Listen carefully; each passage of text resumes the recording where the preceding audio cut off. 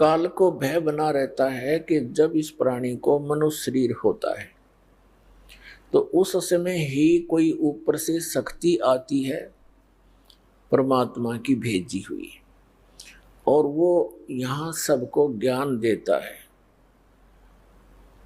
मनुष्य जीवन में होंगे तो ये ज्ञान ग्रहण कर सकेंगे, अन्य पशु पक्षियों की योनियों में होंगे तो ये भटकते रहेंगे।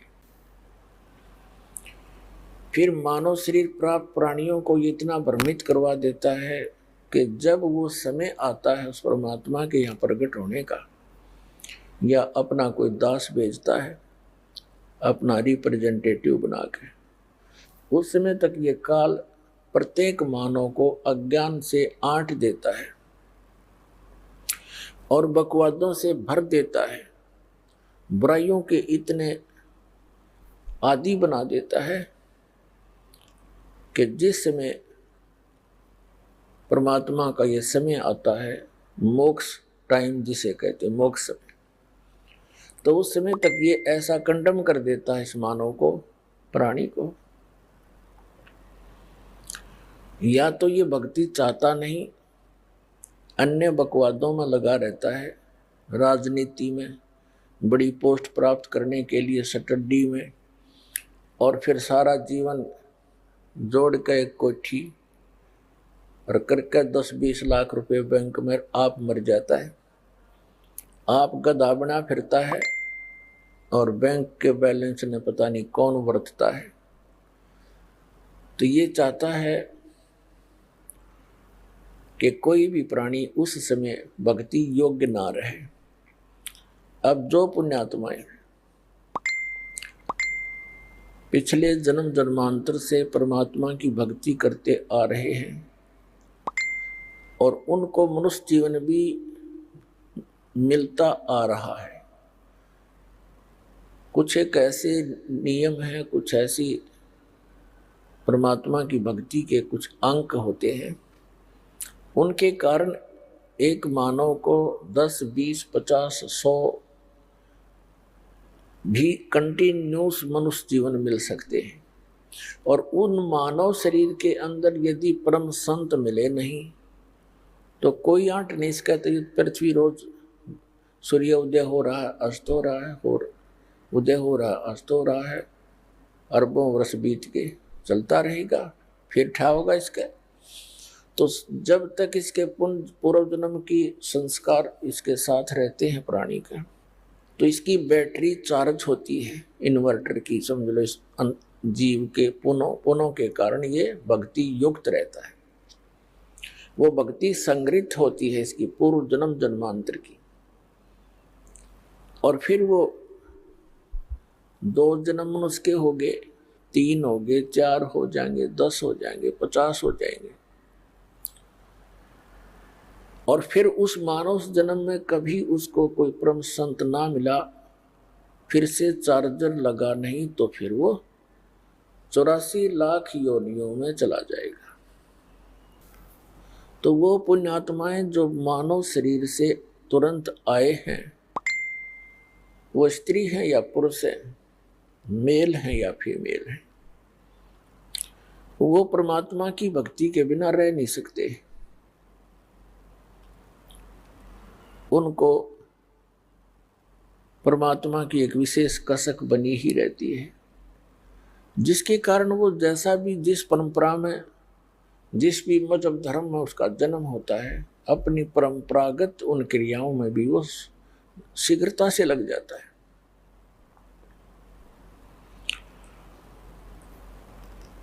तो काल भगवान ने परमात्मा से कहा था, जब परमेश्वर प्रथम बार इस काल के लोक में आए थे,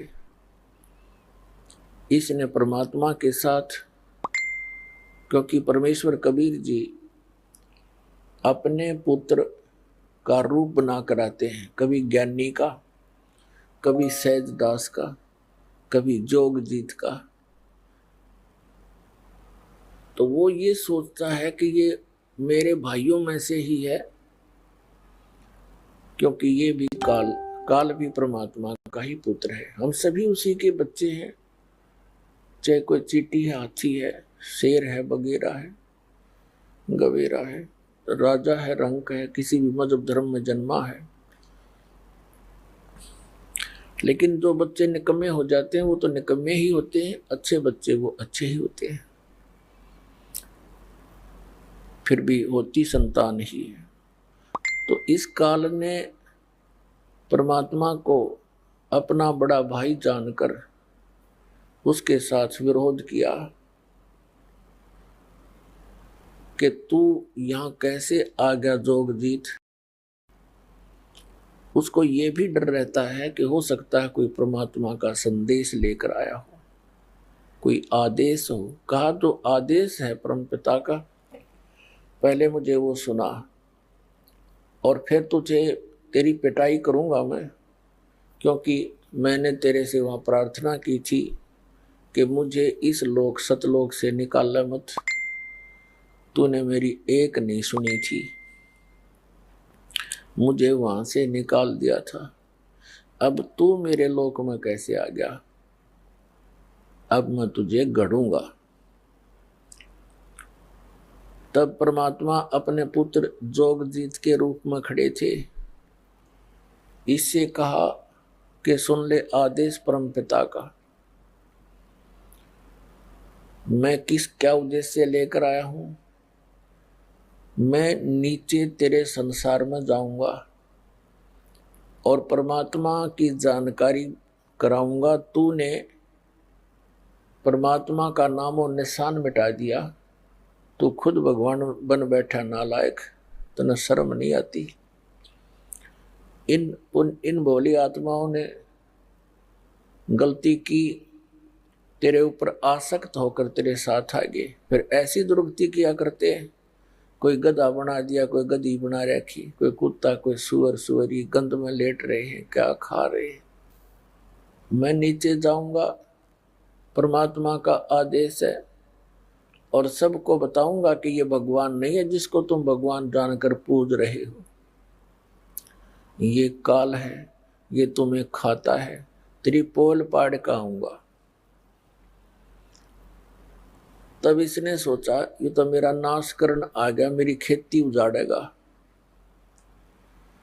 तो इस काल ने परमात्मा को जोगजीत समझ के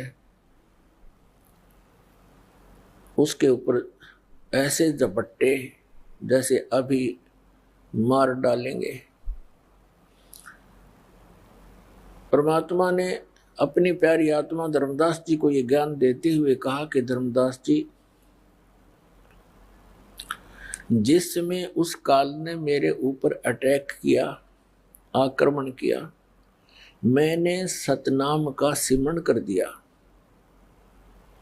पुण्यात्मा, वो परमात्मा हमें भी सतर्क करना चाहते हैं कि जो प्यारी आत्मा परमात्मा की शरण में आ गए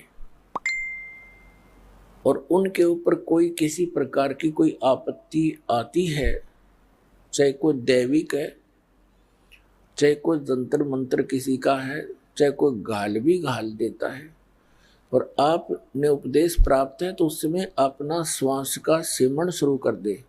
जिसको प्रथम मंत्र प्राप्त है तो प्रथम मंत्र का ही जाप शुरू कर दे, किसी और की आशा नहीं करे कि वो मेरी रक्षा करे। परमात्मा ने बताया कि धर्मदास, मैंने सतनाम का सिमरण कर दिया और काल ऐसे कंडम हो गया, ऐसा झटका लगा इसको जैसे पक्षी की पंख कट जाती है। पंख उनके कटने के बाद वो जमीन पर पड़ा पड़ा तड़प रहा होता है, वो ऐसा ही हो जाता है। ऐसी दशा होगी इस ज्योति निरंजन काल की। ये चापलूस है। पहले तो इसने सोचा था कि मैं इसको डरा धमका दूंगा, और फिर इसने पैर पकड़ लिए मेरे आकर। कबीर साहब कहते हैं कि इसने नीचे नीचे घिसड़ कर मेरे चरण पकड़ लिए और पैर पकड़ के रोने लग गया, कहने लगा तो मेरा बड़ा भाई, मैं तेरा छोटा भाई। छोटे तो उत्पात किया करते हैं, बड़े तो अक्षमा ही किया करते हैं।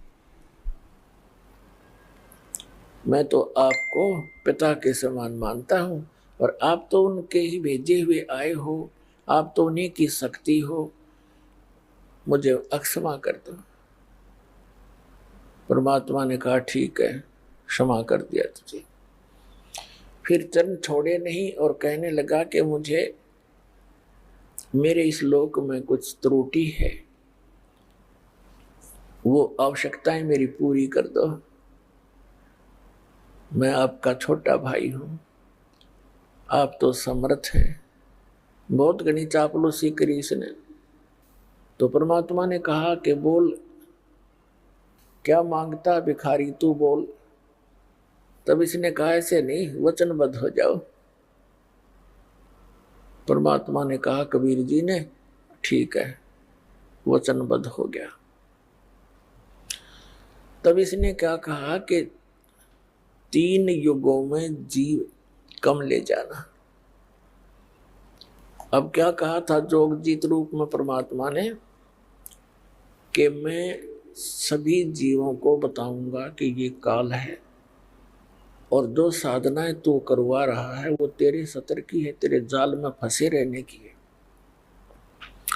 परमात्मा ने मुझे एक ऐसी शक्ति यानी मंत्र दिया है, उस सतनाम के जाप को और सार नाम के जाप को प्राणी को दूंगा, और जिनके पास ये मंत्र होगा उसका तो कुछ बिगाड़ नहीं सकेगा। जैसे उसी मंत्र से मैंने तेरी ये हालत कर दी, और वो मंत्र उन प्राणियों को दूंगा जिनके पास ये मंत्र होगा, तो उनके निकट नहीं जा सकेगा, और सबको सतलोक ले जाऊंगा सतनाम दे करके। तो इसने फिर प्रार्थना की कि 3 युगों में जीव कम ले जाना, चौथा युग जब कलयुग आवे, तब तो शरण जीव बहु जावे। ऐसा वचन हर मोय दीजे, तब तुम संसार गवन संसार ही कीजिए। तब परमात्मा ने कहा ठीक है। और दूसरा ये कहा था कि आप बलपूर्वक ना ले जाना,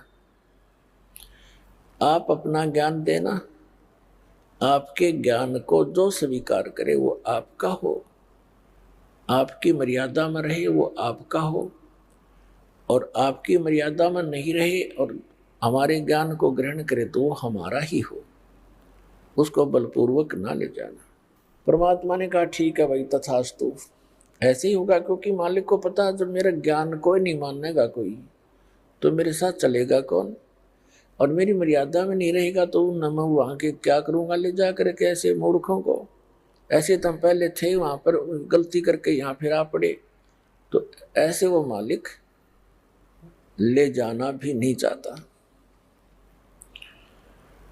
और दूसरे हम स्वेच्छा से यहाँ आए हैं, स्वेच्छा से वहाँ जाएंगे। जब परमात्मा ने कह दिया तथास्तु, तब उसी समय तेवर बदल गया। यहाँ सभी प्राणियों का ऐसा ही स्वभाव है। जैसे भस्मागिरी ने भगवान शिव जी के द्वार पर 12 वर्ष तक सिरासन पर तपस्या की, ऊपर न पैर नीचे न सिर करके। जब भगवान शिव ने पूछा कि क्या चाहते हो, भक्त वचनबद्ध करवा लिए और कहा ये भस्म कड़ा दे दो। जब भस्म कड़ा दे दिया भगवान शिव ने, अगले तेरी साथ बोले तैयार, वो एकदम त्यावर बदल गया। नहीं जब करबद्ध खड़ा तो हाथ जोड़े था। तो यहाँ ऐसा ही स्वभाव प्रत्येक प्राणी का बन गया, क्योंकि यथा राजा तथा प्रजा हो ही जाती है। यहाँ का ये राजा है, हमारे अंदर ये मन इसी का अंश है, तो ये हमारी सबकी एक जैसी वृत्ति होगी। तो इसने कहा कि जाओ जोगजीत बेसिक संसारा, जीव न माने कहा तुम्हारा। जीव तुम्हारा कहा न माने, हमारी ओढ़ हो बाद बखाने। ऐसे रंग दूंगा इनको उल्टे ज्ञान ते, ऐसा परिपूर्ण कर दूंगा, ठोक दूंगा, भर दूंगा इनको। जब तुम जाओगे चौथे युग में, कलयुग में, तो उस समय तक तो ये भक्ति योग्य छोड़ दूंगा कौन ही इनको, या तो नास्तिक बना दूंगा या विकारी बना दूंगा, फिर अन्य पूजाओं पर लगा दूंगा अपने दूत भेज के। 12 पंथ करूं मैं साजा, नाम तुम्हारा ले करूं आवाजा। 12 पंथ नाम जो ले ही, सो हमरे मुख आन समूही। और अनेक पंथ चलाऊं, या विद जीवों को भरमाऊं। तीर्थ व्रत जप तप मन लाऊं, और देवी देवल धाम पुजवाऊं। ये नरे तीर्थ बनवा दिए, नरे धाम बनवा दिए, और ऐसा पाठ पढ़वा दिया नकली संतों, ऋषियों, महर्षियों, आचार्यों और शंकराचार्यों द्वारा कि तीर्थों की पूजा कर, धामों पर माथा टेक, कल्याण हो जाएगा। अरे हमारे सदग्रंथ क्या बताते हैं, हमारा विधान क्या बताता है भगवान का? पवित्र चारों वेद, पवित्र श्रीमद् भगवद गीता, और पवित्र वो सच्चिदानंद घन ब्रह्म की वाणी, कबीर वाणी, ये विधान है परमात्मा का। तब परमात्मा ने कहा था, काल जब कलयुग बीत जाएगा 5500 वर्ष, उस समय हम जाएंगे वहां पर, और तेरे सभी पंथों को मिटा करके एक बना दूंगा। मेरे बच्चों को जो तूने डिवाइड करवा दिया होगा उस समय, क्योंकि सतयुग त्रेता द्वापर तक अन्य कोई धर्म मजहब नहीं था।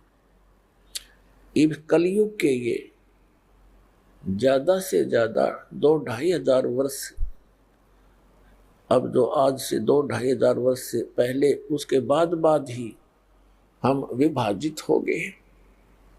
लगभग 2520 वर्ष पूर्व हिंदू धर्म के प्रवर्तक आदि शंकराचार्य का जन्म हुआ, और 32 वर्ष वो रहा संसार में, फिर उसकी मृत्यु होगी। उसके बाद फिर 2012 वर्ष हो गए ईसा जी के जन्म को, 30 वर्ष की उम्र में उसकी मृत्यु हो गई थी, और लगभग 1400 वर्ष हो गए हैं इस मुसलमान धर्म को, हजरत मोहम्मद जी के जन्म को। और सिख धर्म जो है, ये परमात्मा के कबीर जी जब प्रकट थे उसी समय नानक साहिब जी भी उनके समकालीन थे। अब हमारे इस काल ने हमें कैसे बिचला दिया। आदरणीय नानक साहिब जी ने कोई धर्म नहीं बनाया था, धार्मिकता को बढ़ाने के लिए, पुण्य कर्म बढ़ाने की एक विधि बताई थी। और सिख का अर्थ शिष्य होता है, शागिर्द होता है, और फिर आगे चल के ऐसे प्रारूप बिगड़ ही जाता है। अब जैसे परम पूज्य कबीर परमेश्वर जी ने, कबीर कोई समुदाय नहीं बनाया उन्होंने, कबीर कोई धर्म नहीं बनाया, कबीर पंथ का अर्थ होता है वो मार्ग जो कबीर परमेश्वर जी ने दर्शन किया, मार्गदर्शन किया भक्ति के विषय में, अध्यात्म के विषय में, और जो साधनाएं उन्होंने प्रमाणित किया कि इन साधनाओं से मोक्ष होगा। यदि हम उन्हीं साधनाओं को कर रहे हैं और परमात्मा के बताए मार्ग पर चल रहे हैं, तो हम कबीर पंथी हैं, यानी कबीर जी के द्वारा दिए गए उस मार्ग पर चल रहे हैं। और यदि हम उस मार्ग पर नहीं चल रहे हैं, वही साधना नहीं कर रहे हैं, उसी तरह हम अपनी क्रियाएं नहीं कर रहे हैं, तो हम बेसिक कबीर पंथी कहलाते हैं। हमारा पंथ कबीर जी वाला नहीं है, हम विपरीत मार्ग पर चल रहे हैं, कह रहे हैं कबीर पंथी। तो कहने का भाव यह है कि काल ने अभी करना था सारा काम, इसने कलम तोड़ रखी है। उसके बाद ये बना दिए कि इतने संत हो, ये श्री शिवदयाल जी राधा स्वामी पंथ का प्रवर्तक। अब इनके बाद देखो एकदम कैसा तूफान आ गया, ना जाने कितनी ब्रांच होगी इसकी, 100-150 वर्ष के अंदर। और लगभग आधे भारतवर्ष को इन्होंने मिसगाइड कर दिया, जिसमें अधिकतर इफेक्ट किया है इसने हिंदू धर्म और सिख धर्म के ऊपर। ये नास्तिक बनाने जा रहे हैं प्राणियों को। ये कोई क्रिया नहीं बताते। आंख मीच कर बैठ जाओ 2.5 घंटे सुबह 2.5 घंटे शाम, और नाम 5 काल के, और कुछ नहीं करना, ना कोई जोत लगानी, ना कोई धर्म भंडारा। ये खीर तक भी नहीं बांटते, सत्संग करते हैं, पानी की व्यवस्था करते हैं। इन्हें तो भट्ठा बैठा दिया मनुष्य मानव जीवन का। हमारे घरों में ज्योति जला करती थी पहले देसी घी की, प्रत्येक के घर में, विशेषकर हमने क्योंकि दास का जन्म पवित्र हिंदू धर्म में हुआ, तो प्रत्येक घर में ज्योति शाम के समय तो वैसे जलाया करते थे, चाहे जलावे 2 सेकंड के लिए। वो लात इसलिए करते थे, छोटी जल्दी हो जाती, समाप्त हो। लेकिन कुछ न कुछ क्रिया धार्मिकता का यथार्थ मार्ग था, वो भी न भट्ठा बैठवा दिया, बंद करवा दिए। अपने आत्माओं, ये धन धन सतगुरु सच्चा सौदा सिरसा वाले, जो कि तुम सेम प्रणाली समझ लो भाई। ये बालयोगेश्वर बोल रहे हैं, जो अमेरिका में रहता है, उसका एक भाई सतपाल जी है यहाँ भारतवर्ष में। इनका किसी का सिर पैर नहीं, सारे श्राद्ध निकालने हुए, भूत पूजा बताओ जो आम व्यक्ति कराया करता, जैसे हम पहले करते थे। एजिटीज हैं ये। या साराम जी ने कख नहीं पता, मूर्ख बना रहा है इतनी दुनिया ने। 6-7 नाम डाल देता है, सेलेक्ट कर ले जो तुम्हें अच्छा लगे। एक तो ये खुद देता है एक नाम, 100 हमको 2 हिस्से हम कर देता है, 100 बाहर हम भीतर, और बाकी 6-7 मंत्र बोल देता है कि इनमें से जो तुझे अच्छा लगे सेलेक्ट कर ले। अरे भले आदमी, एक डॉक्टर के पास मरीज जाता है और मरीज का अगर 6 कैप्सूल 6 प्रकार की गोली डाल दे, तेरी मर्जी सिलेक्ट कर ले कोई सी, क्या वो डॉक्टर है? मूर्ख बना रहा दुनिया का। तो पुण्यात्माओं, इन कित कित रोऊं और किस किस न रोऊं, या तो कुआ भांग पड़ी। परमात्मा कहते हैं कबीर, ये माया अटपटी सब गट आन अड़ी, और किस किस न समझाऊं, या कुआ भांग पड़ी। अपने आत्माओं, आपके रूबरू जिस भी संत महंत आचार्य शंकराचार्य का इतिहास दिखाया है, इनके पास कख नहीं पाया, कख भी कैख है भी नहीं इनके पास भक्ति का। और ये बोले श्रद्धालुओं को कितनों को गुमराह किए बैठे हैं। ये स्वयं भी पाप के भागी और काल के पक्के एजेंट बन गए। और फिर ये काल कुछ नहीं देगा इनको, क्योंकि इसके पास कुछ पावर नहीं देने का। ये तो नाश कर सके है, जिसका नाम में काल हो गया, तो उसके पास रहम कैसे हो सकता है, दया कैसे होगी उसके पास। जैसे कसाई है और बकरे पालता है, उन बकरे बकरियों को भले कितनी सेवा करता दिखाई देता है, उनके लिए सारी सुविधाएं भी उपलब्ध कराता है, लेकिन वो उन पर रहम कैसे कर सकता है? क्योंकि वो तो उसने पाल ही इसलिए रखे हैं कि उनको खावे और बेचे। तो ये जिस लोक में आप रह रहे हो, ये ऐसा लोक उस मालिक का लोक है, इस ईश का लोक है, यहाँ का ये काल मालिक है। तो तब परमात्मा ने कहा था कि जब 5500 वर्ष बीत जाएंगे ना कलयुग के, तब मैं अपना एक, अब परमात्मा इसने साची थोड़ी बतावा थी, इस नालायक थी। पहले कहा कि मैं स्वयं आऊंगा, और फिर कहा कि मैं अपना एक महापुरुष भेजूंगा और उसके पास शब्द शक्ति दे दूंगा, तो उसके निकट नहीं आ सकेगा। तो फिर परमात्मा ने कहा था कि जब वो कलयुग का समय आएगा, उस समय तक तू कर ले जो तूने करना है। तो तब इसने कहा था कि जब तुम्हारा वो 5500 वर्ष कर कलयुग का आएगा, उससे पहले तो इनको ऐसा कंडम कर दूंगा या तो भक्ति करना ही भूल जाएंगे। क्यों नास्तिक बनवाना चाहता सबको ये? जैसे महात्मा बुद्ध था, अच्छी आत्मा थी, भगवान का बच्चा था, काल के हाथ चढ़ गया, क्योंकि पिछले पुण्यकर्मी प्राणी ही ये संत पद को प्राप्त करते हैं। इनकी बोलने की शैली न्यारी होती है पिछले संस्कारवश, और वो दुरुपयोग करता है यो काल इनका। तो उनके बोलने की शैली अच्छी थी, कसक थी उनकी आवाज में, लाखों लोग अनुयायी हो गए। पूरा चीन महात्मा बुद्ध का अनुयायी बन गया। और महात्मा बुद्ध के द्वारा बताए गए भक्ति विधि से उनको कोई अध्यात्म लाभ नहीं हुआ। औपचारिक बातें तो आम आदमी भी जानता है, जब तक भगवान का साथ उसके नहीं होगा उसको, तो वो किसी चीज का भी पालन नहीं कर पाएगा, कुछ दिनों में सब भूल जाएगा। और परमात्मा साथ रहेगा तो उसको अभाव किसी वस्तु का होने ही नहीं देगा, जिससे वो गिरावट में आवेगा नहीं। तो यही हुआ कि भगवान से मिलने वाली राहत बंद होगी। और जब महात्मा बुद्ध आए थे उस समय सभी प्राणी अच्छी पुण्यात्मा होते थे। वो उनको संसारिक सुख उनके पूर्व जन्म के ही संस्कारों से मिलते रहते थे। और वो ये सोचते रहे कि महात्मा बुद्ध ने जो हमें क्रिया बताई है इससे हम फलीभूत हो रहे, जिस कारण से आगे चल के उनकी संतान इतनी पुण्य युक्त नहीं, क्योंकि कलयुग में ऐसे ही घटती आ रही है सतर हमारे पुण्यों का। तो फिर उनको कुछ भी लाभ नहीं हुआ, तो उन्होंने त्याग दिया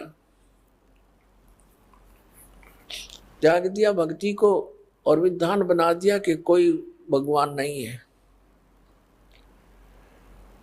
ये सृष्टि अपने आप बनती और बिगड़ती रहती है। और काल यही चाहता है कि ये नास्तिक हो जाए, बिल्कुल भगवान की रुचि ना रहे, इस खासकर इस कलयुग में। पहले किसी ने चिंता थी नहीं। तो पुण्यात्माओं, ये जितने भी राधा स्वामी पंथ, जय गुरुदेव पंथ, सतपाल और बालयोगेश्वर का पंथ, और ये आसाराम, और ये जितने भी सुधांशु जी का पंथ, ये कृपालु कृपुलु, और ये सारे काल के एजेंट हैं। इनके द्वारा बताए गए भक्ति मार्ग से किसी को भी लाभ नहीं हो सकता। और कुछ दिनों में ये पूरा मानव ये नास्तिक हो जाना था, ये सचकर मान लेना। अब जैसे राधा स्वामी पंथ के प्राणी जो 30-30 वर्ष, 20-20 वर्ष, 10-10 वर्ष वहाँ साधना किया करते थे, और वहाँ उनको सुख होते थे, और बताते थे, जो गुणगान करते थे, गुरुजी आज हमें ये लाभ हो गया, गुरुजी आज हमें ये लाभ हो गया, और ईब उनकी बिरानमटी होगी। इसी जैसे सुख इन राधा स्वामी धन धन सतगुरु सच्चा सौदा सिर साड़े आसाराम राणा नो है, ऐसा तो हम साला सर जाया करते, जब भी हुआ करता था। उस हनुमान की पूजा, पत्थर की मूर्ति पूजा करने जाते, तभी हमें महसूस होता था कि हमें ये सुख हो गया, हमें ये सुख हो गया। वो होता था हमारे पूर्व जन्म के पुण्यों से। और हम सोच रहे थे बाबा हनुमान जी ने दे दिया, बाबा हनुमान जी बता। अब वो तो आप भगत थे, एक भगत दूसरे भगत को क्या दे सकता है? और वो कभी नहीं कहा करते मेरी भक्ति करो, वो तो खुद भगवान की भक्ति करते थे, औरों को सलाह देते थे भक्ति करो भगवान की। तो इन अनाड़ी अज्ञानी काल के एजेंटों ने हमें ये सब हमको उल्टे मार्ग पर लगा दिया। तो ऐसे ही ये प्राणी भ्रमित होकर, जैसा भी पुण्यात्मा को जैसा कोई गुरु मिलता है, उस गुरु जी के बताए अनुसार वो तन मन धन से समर्पित हो जाता है। इसी प्रकार एक धर्मदास नाम के एक बहुत पुण्यात्मा थे। मध्य प्रदेश के अंदर एक बांधवगढ़ नाम का एक शहर था, और वहाँ उस पुण्यात्मा का जन्म हुआ था। बहुत बड़े धनी व्यक्ति थे। धनी व्यक्ति, इतना धन था उनके कि श्री धर्मदास जी के पूर्वज इतने धनवान थे कि कभी कोई प्राकृतिक आपदा आ जाती थी और वहां का नवाब भी धर्मदास जी के पूर्वजों से वित्तीय सहायता लिया करता था। इतने धनी व्यक्ति होते हुए और फिर भगवान की चाह, तो पुण्यात्मा वो कितनी पुण्यकर्मी प्राणी होगा, कोई एस्टिमेट नहीं लगाया जा सकता उसका। अब फिर उसको एक काल का दूत मिला हुआ था, श्री रूपदास जी, जो श्री राम, श्री कृष्ण, शंकर भगवान और विष्णु जी का मार्गदर्शन करता था, विष्णु जी का उपासक था, वैष्णु साधु था। अब उस भोली आत्मा को जैसा भी उस गुरुदेव ने पाठ पढ़ाया, अब शिष्य तो एक कोरा कागज होता है और गुरु संत को वो गुरु मानकर उसके पास जाता है। जो भी ज्ञान वो को देता है उस कोरे कागज पर अंकित होता चला जाता है। इसी प्रकार धर्मदास जी अपने गुरु रूपदास जी के द्वारा बताए गए उस भक्ति मार्ग पर तन मन धन से समर्पित। उनके गुरुदेव ने कौन सी पूजाएं बता रखी थी कि हरे राम हरे कृष्ण, राम राम कृष्ण कृष्ण हरे हरे, ओम भगवते वासुदेव नमः, ओम नमः शिवाय, ओम नमो भगवते वासुदेव। और साथ में अन्य क्रियाएं बता रखी थी, जैसे शालग्राम यानी विष्णु जी की मूर्ति की पूजा, गीता जी का नित्य पाठ, कुछ अंश का, और एकादशी का व्रत, श्राद्ध निकालना, पितृ पूजाएं, तीर्थों का भ्रमण, तीर्थों में स्नान करने से कल्याण होगा। जैसा भी शंकराचार्य ने, आदि शंकराचार्य ने ये उल्टा पाठ पढ़ाया था, वही हिंदू धर्म के अंदर ये सभी धर्मगुरु उसी ज्ञान को आगे फैलाया है। आदि शंकराचार्य एक बहुत पुण्यकर्मी प्राणी थे। उनके पिताजी शंकर भगवान के दृढ़ पुजारी थे और शंकर जी की कृपा से ही वो अपने पुत्र की उत्पत्ति मानते थे। 8 वर्ष की आयु में आदि शंकराचार्य जी परमात्मा के लिए संत की खोज में चल पड़े। एक संत किसी गुफा में रहता था, उसकी बहुत बोलबाला था, प्रशंसा होती थी, सबकी जुबान पर चढ़े हुए थे और वो महीने में, 2 महीने में, 15 दिन में गुफा से निकला करता था। उसकी महिमा और प्रशंसा सुनकर वो बालक शंकराचार्य वहां पहुंच गया। 15-20 दिन वहीं बैठा रहा, टस से मस नहीं हुआ। जब वो बाहर आया, उसे अपने कल्याण के लिए मार्ग जानना चाहा। उसने क्या पाठ पढ़ा दिया कि जीव ही ब्रह्म है, तू खुद ही भगवान है, तू भूल गया अपने आप को, अपने आप में लौट जा। ये शरीर तू नहीं है, ये मन तू नहीं है, हाड़ चाम का पुतला तू नहीं है, तू तो निर्लेप आत्मा है, बस तू खुद भगवान है। अब उस कोरे कागज पर जो लिख दिया उसने फाइनल मान लिया और इसी ज्ञान को आगे संसार में फैलाने लगा, बढ़ाने लगा। तो उस समय भी हमारे पूर्वज इतने बुद्धिमान थे, उन्होंने उनसे कहा कि स्वामी जी, आप कह रहे हो कि जीव ही भगवान है, जीव ही ब्रह्म है, फिर ठीक है, आप अपना काम करो, हम अपना कर रहे हैं, तो आप भी भगवान और हम भी भगवान, फिर और करना क्या रह गया? फिर क्या करें बताओ? आप कह रहे हो जीव भगवान है और ये ज्ञान देते फिर रहे, ठीक है, हमने पता लग गया, तू भी भगवान हम भी भगवान, चल अपना काम कर। अब उसने सोचा भाई ये ऐसे तो ये पंथ बढ़ेगा नहीं, यह तो बहुत बात बिगड़ी, बात भी सच्ची है। जब भगवान ने है हम सारे, तो फिर क्रिया क्या रहेगी फिर, और साधना क्या करेंगे भी? तो उसने भी फिर शर्मिंदा होकर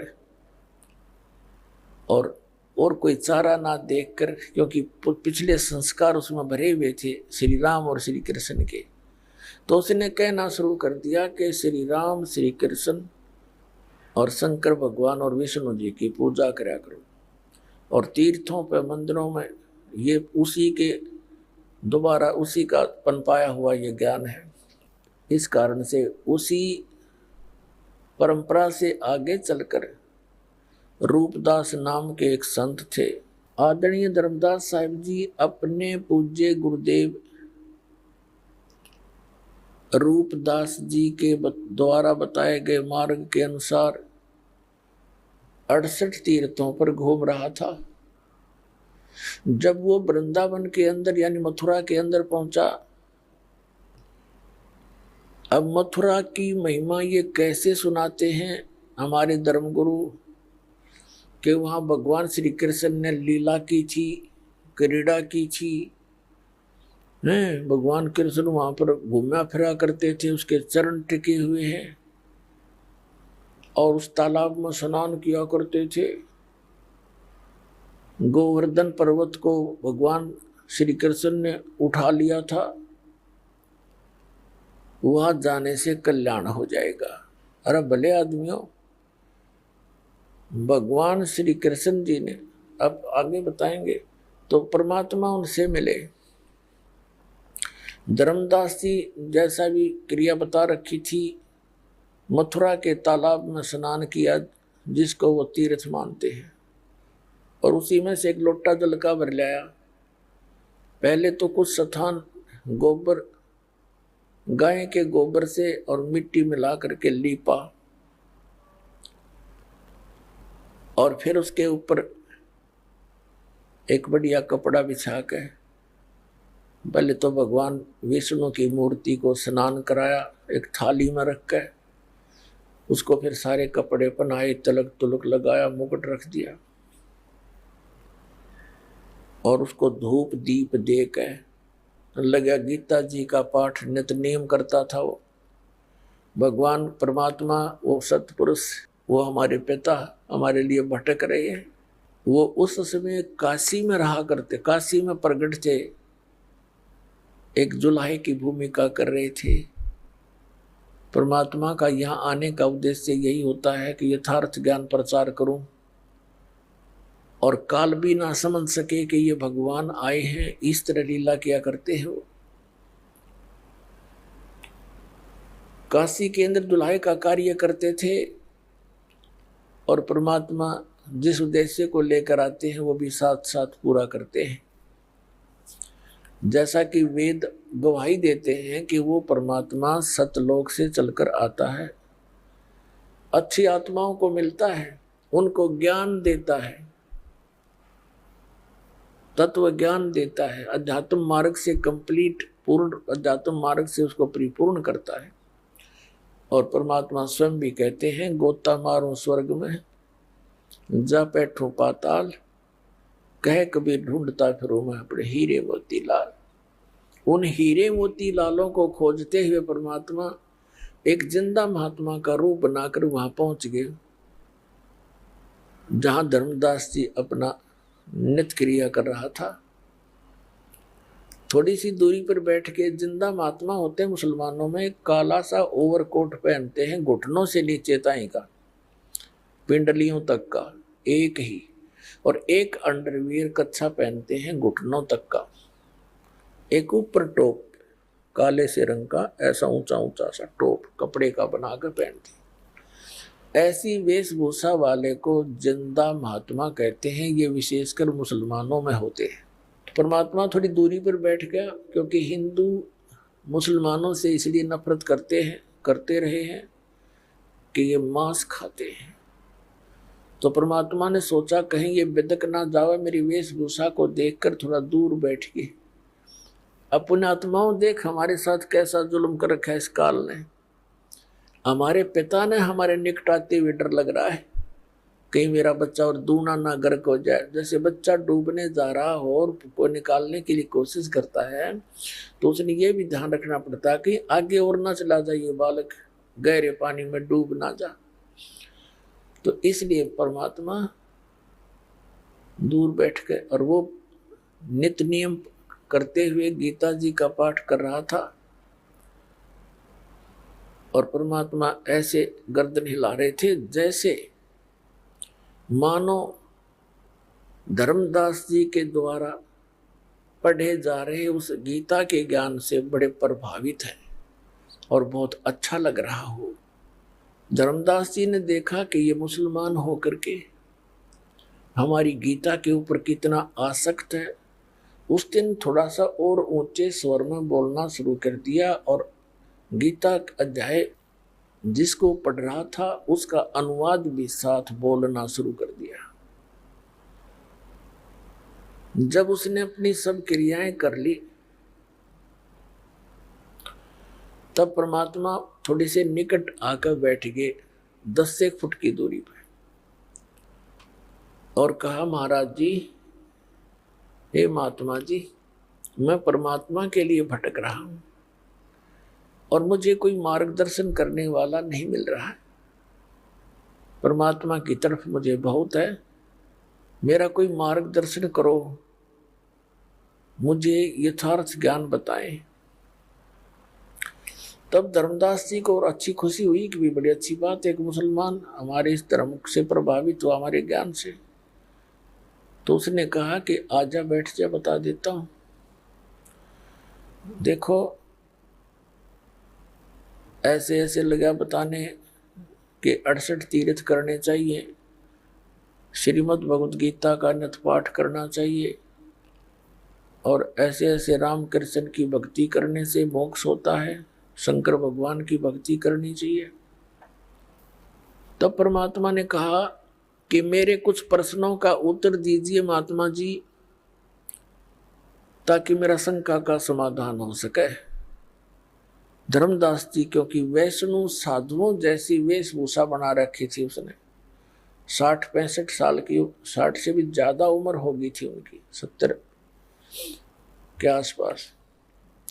और उस समय उसने अपने वेशभूषा एक वैष्णव साधुओं संतों जैसी बना रखी थी। गले में एक कंठी, एक तुलसी की माला, मणिया होता है मन का बस, और लंबा सा तिलक यहाँ से लेकर यहाँ तक पूरे नाक पर लगाते हैं, माला डाल रखी अन्य मालाएं। तो इस वेशभूषा वाले को वैष्णव संत कहते हैं। तो परमात्मा ने कहा कि महात्मा जी, मेरी कुछ शंकाओं का समाधान कीजिए, मुझे ये बताइए कि ब्रह्मा विष्णु महेश जी के माता पिता कौन है। अब धर्मदास जी जो पाठ पढ़ रखा था वही लगा सुनाने, ये तो अजर व अमर है, इनका कोई माता पिता नहीं है, सर्वेश्वर है, श्री कृष्ण विष्णु ये एक ही है। तब परमात्मा ने कहा कि श्रीमद् भगवद गीता का ज्ञान बोला किसने महात्मा जी। धर्मदास जी ने कहा कि श्री कृष्ण भगवान ने बोला। श्री कृष्ण भगवान विष्णु जी के अवतार हैं, रजगुण ब्रह्मा जी है, सदगुण विष्णु, तमगुण शिव जी, ये तीनों ही भगवान अजर अमर हैं, यही स्थिति उत्पत्ति और संहार यही करते हैं। तब परमात्मा ने कहा कि अभी आप जो गीता पढ़ रहे थे, गीता जी अध्याय नंबर 4 के श्लोक नंबर आपने 5 में पढ़ा, 9 में पढ़ा।